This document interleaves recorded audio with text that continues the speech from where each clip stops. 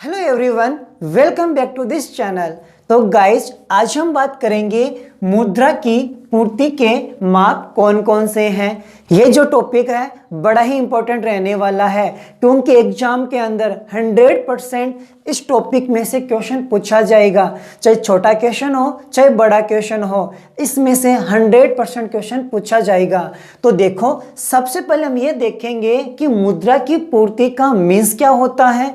उसके बाद हम डिस्कस करेंगे कि मुद्रा की पूर्ति किसके द्वारा की जाती है और हमारी अर्थव्यवस्था के अंदर टोटल मुद्रा की पूर्ति कितनी है, इसको हम कैसे जान सकते हैं, सब पर आज हम डिस्कस करेंगे।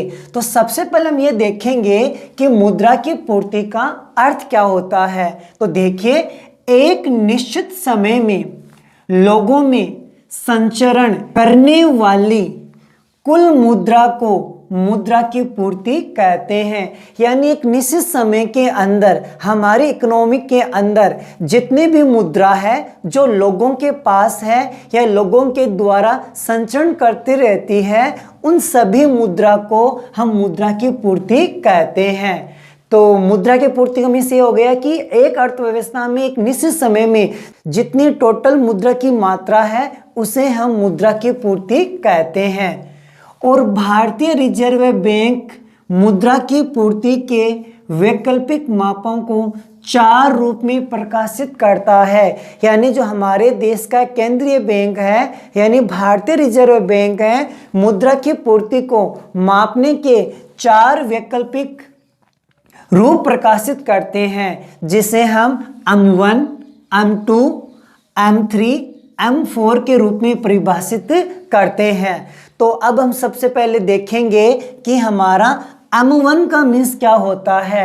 M1 के अंदर हम CU व DD को शामिल करते हैं।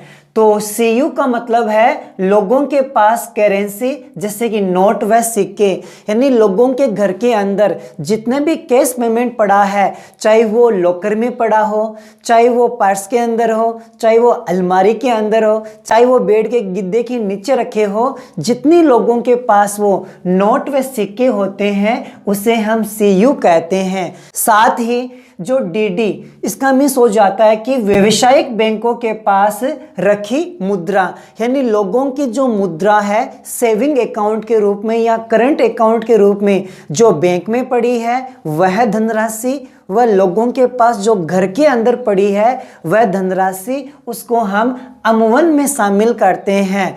तो M1 का मीन्स समझ में आ गया, यानी लोगों के पास जो घरों के अंदर जो मुद्रा पड़ी है, पैसा पड़ा है, वह बैंक के अंदर जो सेविंग अकाउंट या करंट अकाउंट के अंदर जो पैसा पड़ा है, उन सब की टोटल हमारी M1 मानी जाती है।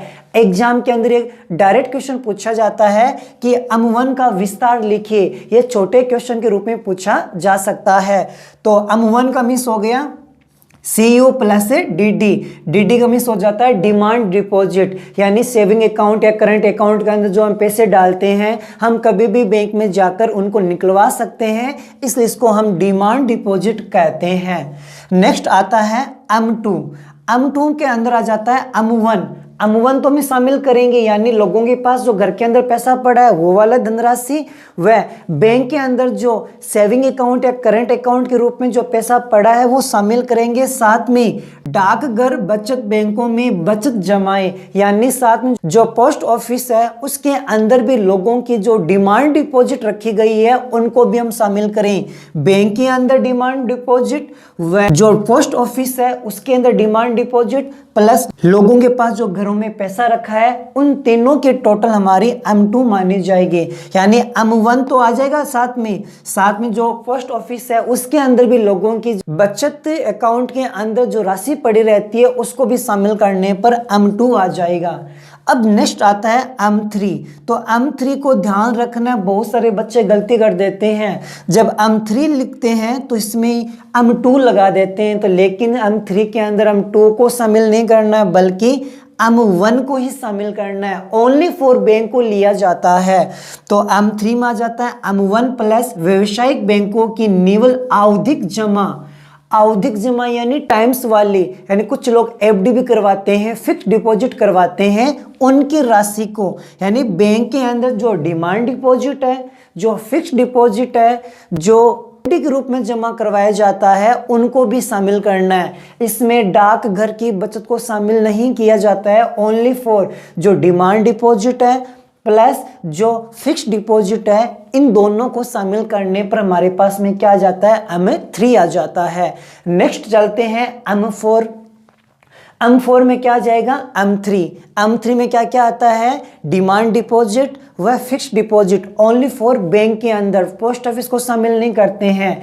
तो M3 प्लस डाकघर में बचत संस्थाओं में कुल जमा राशि, यानी जो हमारे पोस्ट ऑफिस है उसके अंदर जितने भी हमारी जमा राशि है उसको शामिल कर लेते हैं, चाहे वो बचत अकाउंट के रूप में हो, चाहे डिमांड डिपॉजिट हो या फिक्स्ड डिपॉजिट हो, उनको भी शामिल कर लिया जाता है।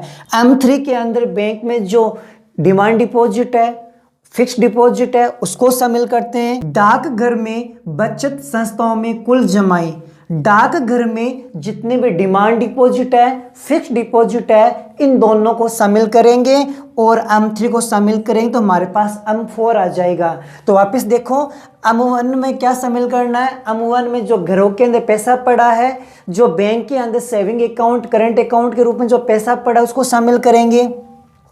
M2 के अंदर M1 प्लस डाकघर में भी जो भी सेविंग अमाउंट के रूप में जमा करवाई गई है वो राशि को शामिल करेंगे। M3 के अंदर M1 प्लस जो हमारे बैंक के अंदर फिक्स डिपॉजिट है उस राशि को शामिल करेंगे।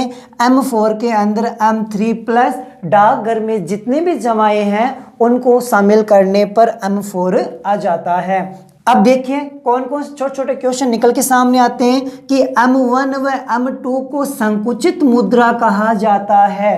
संकुचित मुद्रा कौन कौन सी मानी जाएगी, हमारी M1 व M2 को संकुचित मुद्रा कहा जाता है, क्योंकि इसमें नगद व जो हमारे बैंक है या फिर जो पोस्ट ऑफिस है उसके अंदर जो डिमांड डिपॉजिट के अंदर जो राशि पड़ी है, इनको हम जस्ट कम समय में नगद में परिवर्तन कर सकते हैं, इसलिए इसे सबसे संकुचित मुद्रा माना जाता है। फिर आता है M1 को सबसे तरल माना जाता है, सबसे सरल माना जाता है। क्यों माना जाता है, क्योंकि M1 के अंदर हम बैंक के अंदर सेविंग अकाउंट के रूप में या जो करंट अकाउंट के अंदर जो भी राशि जमा करवाते हैं प्लस जो हमारे घर के अंदर मुद्रा है उसको हम सबसे तरल मानते हैं, क्योंकि इसको जल्दी ही नगद में परिवर्तित किया जा सकता है।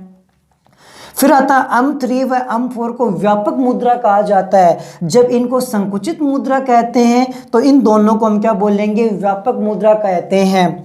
नेक्स्ट आता है M3 मुद्रा की पूर्ति का सबसे साधारण रूप है, क्योंकि M3 के अंदर हम ओनली बैंक को शामिल करते हैं, जिसके अंदर बैंक के अंदर जो फिक्स्ड डिपॉजिट है, बैंक के अंदर जो हमारी डिमांड डिपॉजिट है प्लस जो लोगों के पास जो कैश पेमेंट पड़ा है वो सारी राशि हमारी M3 मानी जाती है, इसलिए इसको हम साधारण रूप माना गया है।